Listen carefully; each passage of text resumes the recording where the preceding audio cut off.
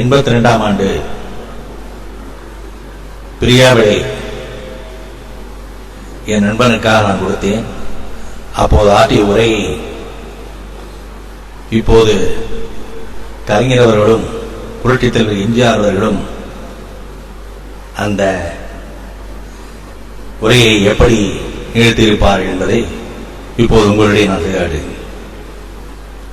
ராஜா, பேர் சொல்ல ஒரு பிள்ளையை பெற்றெடுத்த உன் அன்னையர் மற்றவர் உன் பெயர் சொல்லி அழைத்திடும் போது அவர் நான் நோகாமல் இருக்க உன் பெயரை சுருக்கி வைத்ததற்கு நான் நன்றி சொல்வேன். பட்டாக்கத்தி பைரவனை போல் தோற்றமளித்தாலும் மாயவற்று ஏழையா இருந்தாலும் பணம், பெண், பாசத்திற்கு அருமையாகாத மனம், ஒரு வயிறு நெஞ்சம், ஒளிவு மறைவு ஞாயிறும் திங்களிலும் கூட உண்டு. ஏன் கலங்கரை விளக்கத்திலும் உண்டு. உன் உள்ளமோ ஒளிவரையில்லா ஒளிவிளக்கு, அதுவும் அணையா விளக்கும் கூட.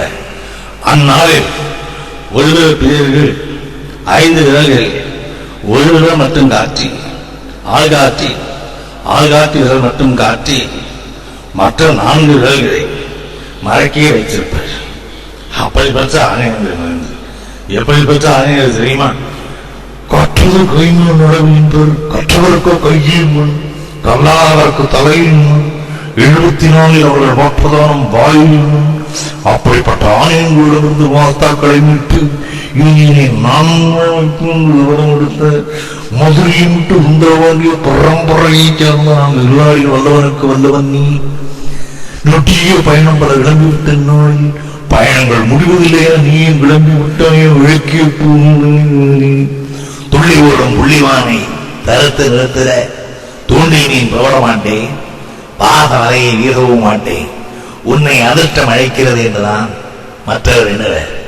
ஆனால் நீ செல்லுகின்ற இடம் பணத்தோட்டமாக இருந்தாலும் அங்கிருப்பவர்கள் என்று தனியும் இந்த சுதந்திர தாகம் என்று ஊக்குரலிட உரிமை குரலை தங்கே முழங்கும் நாள், தூரத்து இடிமுழக்கம் செய்ய போகும் அந்நாள் வெகு தூரத்தில் இல்லை.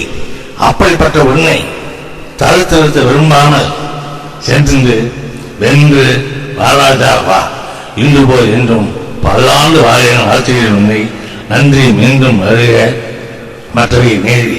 காரணம் நீ என் எதிர்வீட்டு ஜன்னல் அண்ணாமாம் வாழ்க. நன்றி, வணக்கம்.